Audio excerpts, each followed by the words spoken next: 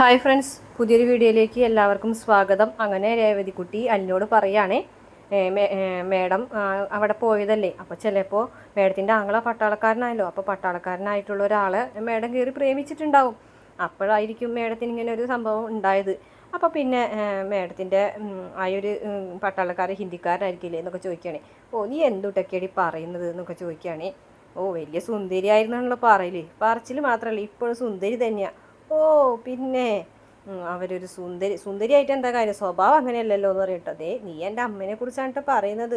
ഓ, വലിയൊരു അമ്മയും മോളും, ഇങ്ങനെ ഒരു ലോകത്തൊരു അമ്മ ഉണ്ടാവൂല.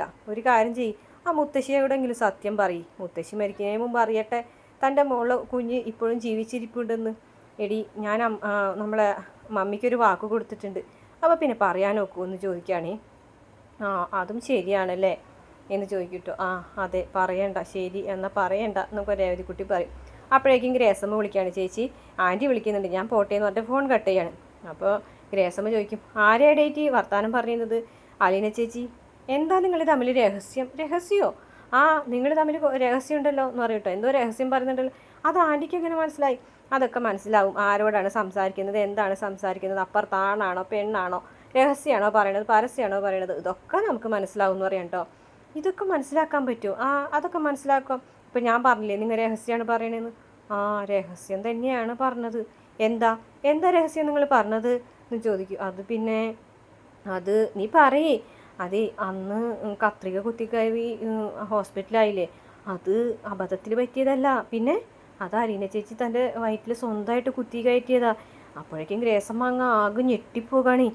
എന്താണ് രേവതിക്കുട്ടി നീ പറയുന്നത്, സത്യം തന്നെയാണോ എന്നൊക്കെ ചോദിക്കുന്നുണ്ടേ.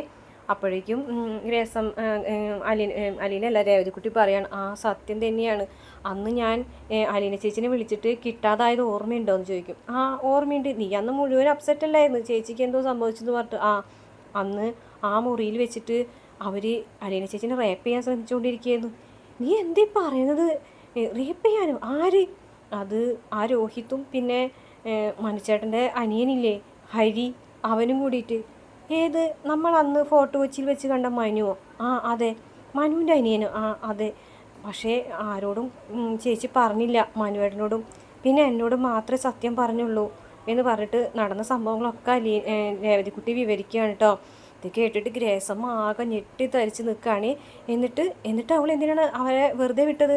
അത് അവർ രണ്ടുപേരും ഭാവി നശിക്കൂലേ എന്ന് ചോദിക്കും. നശിക്കട്ടെ, അവന്മാർ മുഴുവൻ ജീവിതകാലം മുഴുവൻ ജയിലിൽ കിടക്കട്ടെ, അതിനെന്താ, അവരങ്ങനെ തന്നെ ചെയ്യണം, ജയിലിൽ തന്നെ കിടത്തണം എന്ന് പറയും. അവരെ മാത്രം ഓർത്താൽ പോരല്ലോ. ആ ബാലേന്ദ്രൻ സാറ് എന്ത് നല്ല മനുഷ്യനാണ്, അതുകൊണ്ടാണത് പറയാഞ്ഞത്. ആ, എന്നാലും നീ ഇത്രയും ദിവസം രഹസ്യമായിട്ട് ഒളിപ്പിച്ചല്ലോ, നിന്നെ വിശ്വസിക്കാൻ കൊള്ളൂല എന്ന് പറയട്ടോ. അയ്യോ, എന്നെ വിശ്വസിക്കാം, അതുകൊണ്ടല്ലേ ഞാൻ ഇത്രയും ദിവസം ഇത് രഹസ്യമായിട്ട് വെച്ചെന്നൊക്കെ പറയട്ടോ.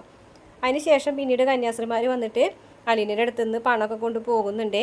അപ്പോൾ ഭക്ഷണം കഴിക്കാനായിട്ട് ബാലേന്ദ്രൻ വന്നിരിക്കുമ്പോൾ ഭക്ഷണമൊക്കെ അലീന വിളമ്പി കൊടുക്കുന്നുണ്ട്. അമ്മ കഴിച്ചോ എന്ന് ചോദിക്കുമ്പോൾ മുത്തശ്ശി കഴിച്ചു, നീ കഴിച്ചോ? ഞാൻ കഴിച്ചോളാം എന്ന് പറയും. എന്നിട്ട് അലീന ഓംലേറ്റൊക്കെ എടുത്ത് ചോറൊക്കെ കൊണ്ടു കൊടുക്കുകയാണേ. എന്നിട്ട് എന്താ ഇരിക്കി എന്ന് പറഞ്ഞിട്ട്, ഇപ്പോൾ കഴിക്കി, ഞാൻ കഴിച്ചോളാം, നീ ഇപ്പം തന്നെ ഇരിക്കണം എന്ന് പറഞ്ഞിട്ട് നിർബന്ധിക്കുകയാണേ. അങ്ങനെ ബാലേന്ദ്രനാണ് കേട്ടോ ഭക്ഷണമൊക്കെ വിളമ്പി കൊടുക്കുന്നത്, കറികളൊക്കെ വിളമ്പി കൊടുക്കുന്നുണ്ട്. ഓംലേറ്റ് വേണോ എന്നൊക്കെ ചോദിക്കുന്നുണ്ട്. വേണ്ട. അപ്പോൾ അലീനയ്ക്ക് ഭയങ്കര സന്തോഷമാവാണ് കേട്ടോ. എന്നിട്ട് ഇങ്ങനെ കഴിച്ചുകൊണ്ടിരിക്കുമ്പോൾ അലീന പറയുന്നുണ്ട്, ഈ കാഴ്ച കണ്ടുകൊണ്ട് മേഡം വരണം, നല്ല രസമായിരിക്കും എന്ന് പറയുകയാണേ. അതിനെന്താ, ഇവിടെ ഒരു കള്ളത്തരവും നടക്കുന്നില്ലല്ലോ, പിന്നെന്താ എന്ന് ചോദിക്കും. അപ്പോൾ ബാലേന്ദ്രൻ പറയും, എത്ര കൊടുത്തു അവർക്ക്? അത് പിന്നെ എത്ര കൊടുത്തു എന്ന് ചോദിക്കും. 2000. ആഹാ, നീ ബാലേന്ദ്രനേക്കാളും വലിയ പണക്കാരിയായോ? ഞാൻ 250 കൊടുക്കാറുള്ളൂ, കൂടി വന്ന 500, അതിൽ കൂടുതൽ കൊടുക്കാറില്ല എന്ന് പറയും.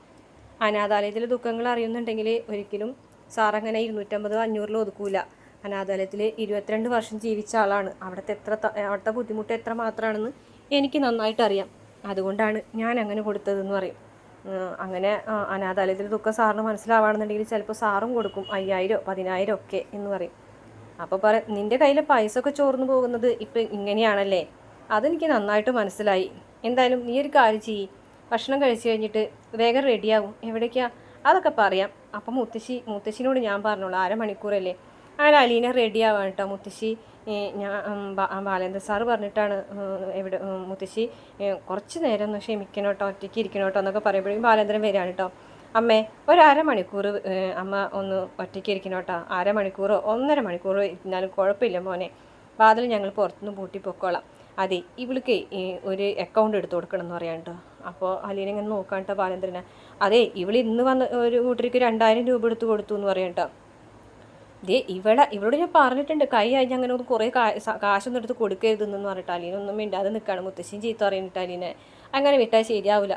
ഇവളെ കുറച്ച് ഒരു അക്കൗണ്ട് കൂടിയിട്ട് ആ പൈസ ഒക്കെ ബാങ്കിൽ കൊണ്ടുവന്നിട്ട് ആ മാമച്ചൻ തന്ന പൈസ എന്നല്ലേ നീ ഇതൊക്കെ ചെയ്യുന്നത് എന്ന് ചോദിക്കുകയാണ് കേട്ടോ. അപ്പോൾ അലീന അതെ എന്ന് പറയും കേട്ടോ. അപ്പോൾ ഇനിയിപ്പോൾ തൽക്കാലം അങ്ങനെയൊന്നും വേണ്ട, കയ്യിലുള്ള പൈസ ഒക്കെ എടുത്തോ, കുറച്ചെൻ്റെ കയ്യിൽ വേണം, കുറച്ച് കയ്യിൽ വെച്ചിട്ട് ബാക്കിയുള്ള പൈസ ഒക്കെ എടുത്തോളാം പറഞ്ഞിട്ട് മുത്തശ്ശിനോട് യാത്ര പറഞ്ഞിട്ട് അലീനയും ബാലേന്ദ്രനും പോവുകയാണ്. പിന്നെ കാണിക്കുന്നത് വൈജയന്തി ദേഷ്യത്തോട് കൂടിയിട്ട് വന്ന് നിൽക്കുകയാണ് കേട്ടോ. അപ്പോൾ ബബി ചോദിക്കുന്നുണ്ട് ഗുഡ് ആഫ്റ്റർനൂൺ പറഞ്ഞിട്ട് തിരിച്ച് പറയാണ്ടാവുമ്പോൾ എന്ത് പറ്റി, ഇങ്ങനെ പോയാൽ പലതും പറ്റും എന്ന് പറഞ്ഞിട്ട് വൈജയന്തി അങ്ങോട്ട് പോകുമ്പോൾ ബബി ഇങ്ങനെ ഫോൺ നോക്കിയിട്ട് എന്തെങ്കിലും കള്ളത്തരം കണ്ടുപിടിച്ചോ എന്നിങ്ങനെ ചിന്തിച്ച് നിൽക്കുന്നുണ്ടേ.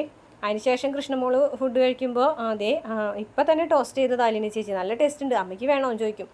നീക്ക് വേണമെന്നുണ്ടെങ്കിൽ കഴിച്ചിട്ട് എഴുന്നേറ്റ് പോടി എന്ന് പറയും. അമ്മ ഇങ്ങനെ ബിഹേവ് ചെയ്യരുത് കേട്ടോ. പിന്നെ എങ്ങനെ ബിഹേവ് ചെയ്യണം എന്ന് ചോദിക്കുകയാണേ. വേണ്ട മോളെ താങ്ക്സ് എന്ന് പറഞ്ഞൂടെ അമ്മയ്ക്ക് എന്ന് ചോദിക്കും കേട്ടോ. അതിനുശേഷം അലീനനെ വിളിക്കാനിട്ട് എടി അലീന എന്ന് പറഞ്ഞിട്ട് വിളിക്കുക. അപ്പോൾ അലീന വരും. അലീന കണ്ടിട്ട് ചോദിക്കും എന്താ മേഡം എന്ന് ചോദിക്കും കേട്ടോ.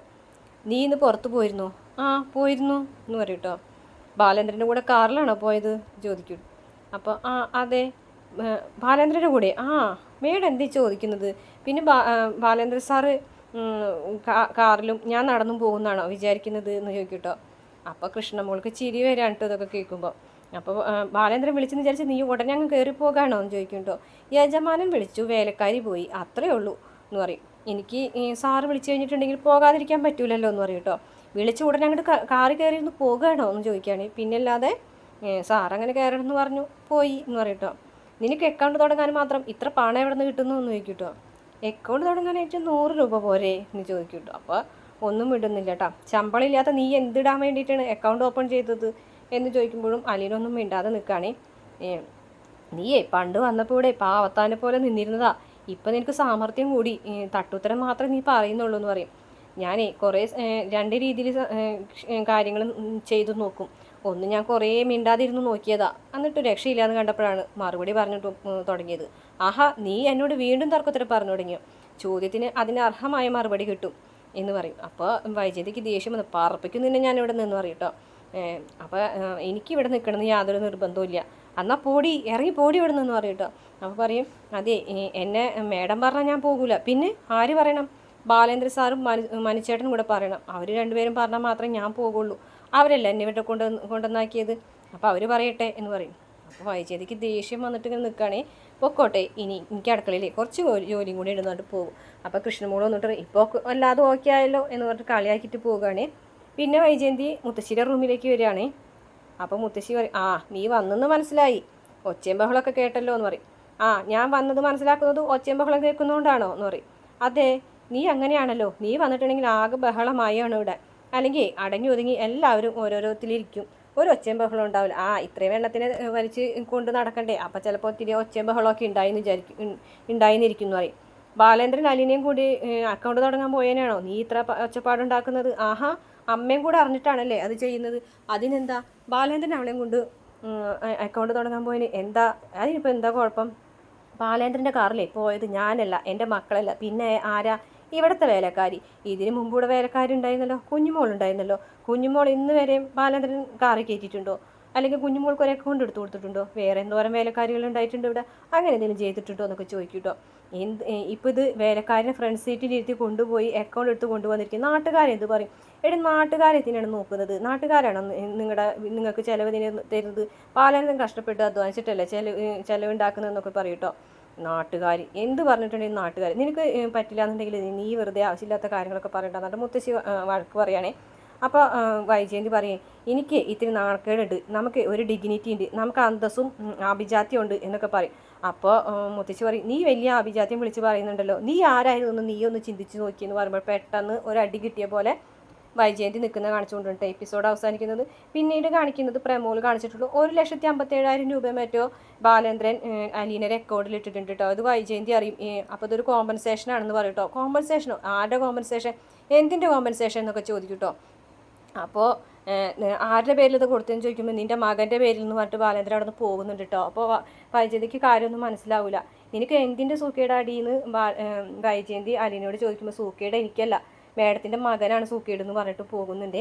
അതിനുശേഷം നമ്മുടെ മുത്തശ്ശിയോട് നടന്ന സംഭവങ്ങളൊക്കെ അലീന പറയാണ്.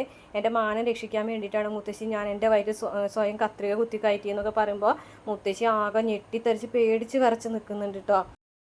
അതിനുശേഷം വൈജയന്തി ഭക്ഷണം കഴിക്കുന്ന സമയത്ത് അലീന വന്നിട്ട് ഇങ്ങനെ സംസാരിക്കുമ്പോൾ എനിക്ക് നിന്നെ ഇഷ്ടമല്ല എന്ന് പറഞ്ഞാൽ ഇഷ്ടമല്ല അത്ര തന്നെ എന്ന് പറയും കേട്ടോ. അങ്ങനെ എന്തൊക്കെയോ കുറ്റപ്പെടുത്തുന്നുണ്ട് കേട്ടോ. അലീനനെ മോശക്കാരിയായിട്ട് ചിത്രീകരിക്കുമ്പോൾ പറയുന്നുണ്ട് മറ്റുള്ളവരെ ഇങ്ങനെ അപകീർത്തിപ്പെടുത്താൻ ശ്രമിക്കുമ്പോൾ തൻ്റെ പൂർവ്വകാലത്തിൽ എന്തൊക്കെ സംഭവിച്ചിരുന്നു എന്നും താൻ എത്രമാത്രം ക്ലീൻ ആയിരുന്നു എന്നുള്ള കാര്യം തൻ്റെ ചരിത്രങ്ങളൊക്കെ ഒന്ന് പരിശോധിക്കുന്നു. ഒരു ആത്മപരിശോധന നടത്തുന്നത് നല്ലതായിരിക്കുന്നു അലീന പറഞ്ഞോടുകൂടിയിട്ട് ആകെ വെട്ടിലാവാണ് കേട്ടോ വൈജയന്തിക്ക് മനസ്സിലാവാണ് അലീനയ്ക്ക് തൻ്റെ പൂർവ്വചരിത്രം അറിയാമെന്നുള്ളത്. ഇത്രയാണ് പ്രമോ കാണിച്ചിട്ടുള്ള വീഡിയോ. ഇഷ്ടപ്പെട്ട മറക്കാതെ ചാനൽ സബ്സ്ക്രൈബ് ചെയ്ത് സപ്പോർട്ട് ചെയ്യണം കേട്ടോ.